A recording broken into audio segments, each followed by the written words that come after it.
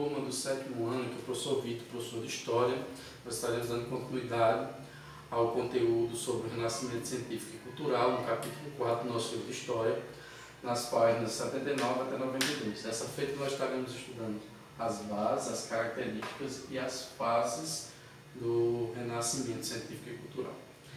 Para nós iniciarmos a nossa aula, nós precisamos focar a respeito do classicismo, que foi uma das bases das características do Renascimento. O que foi o classicismo? Foi justamente o resgate à cultura greco-romana. Então, os renascentistas observaram que durante a Idade Média, considerado por eles a Idade das Trevas, as obras gregas, os textos literários, os textos políticos, os textos poéticos, as obras artísticas, arquitetônicas ficaram totalmente desprezadas. Então haveria necessidade de um resgate de toda essa carga cultural dos gregos para esse período, ok? Então esse período ficou conhecido como o classicismo. O hedonismo foi um segundo momento, uma segunda característica do Renascimento. O que é o hedonismo? A palavra hedon, ela significa prazer, certo? O foco deixa de ser o prazer no divino e passa a ser o prazer no humano. Então passa a se valorizar o corpo humano, a se valorizar o romance, o amor, a paixão. E é nesse período que surgem diversos renascentistas conhecidíssimos, como por exemplo William Shakespeare. William Shakespeare é da fase do hedonismo. Naturalismo. O naturalismo é que valorizava a relação do homem, do animal com a natureza. Portanto, ele focava em retratar o homem em contato com a natureza. Esse período a gente pode estar destacando Lucas Cranach, em 1529, e nesse período ele retrata diversas obras em que coloca o homem em contato de fato com a natureza, ok? Racionalismo, outra das características, e justamente o racionalismo vem com uma fase de um total rompimento com o pensamento para explicar o universo e a vida, com o pensamento religioso. Então esse racionalismo ele vai valorizar as bases científicas e vai realmente tirar toda a explicação religiosa de dentro desse entendimento.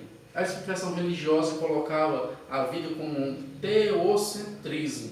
No racionalismo, eles vão puxar para o antropocentrismo. O que é isso? Não é mais Deus o centro, não é mais a religião quem dá as explicações, mas o homem é o centro. Nós precisamos entender o homem, estudar o homem. A racionalidade, a razão e não mais a fé explica todas as coisas, ok? Então essas são as bases e as características do Renascimento. As fases, elas são divididas então em 4 fases, ok, gente? Sendo essas fases o Trecento, que ele inicia no século XIV e tem origem na cidade de Florença, e ainda está atrelado a uma explicação das coisas com a vida humana misturada com a religião. Mas aí essa fase ela passa e entra a fase do 400. Já na fase do 400, no século XV, há um amadurecimento do humanismo, certo? E por descobrimento de diversas coisas importantes, por exemplo, foi a descoberta das Américas, entre outras coisas, que colocou os europeus em cultura com outros povos, em contato com culturas de outros povos. E nesse período surge um dos mais conhecidos, que é Erasmo de Roterdã, com um livro muito bom, que é o Elogio da Loucura. Nesse momento, do 400, há um resgate dos pensadores antigos, como Platão, como Plínio e como Cícero, certo, gente? Alta Renascença, nesse período, é a consolidação do pensamento humano independente da igreja, independente da explicação religiosa, justamente na Alta Renascença, certo, gente?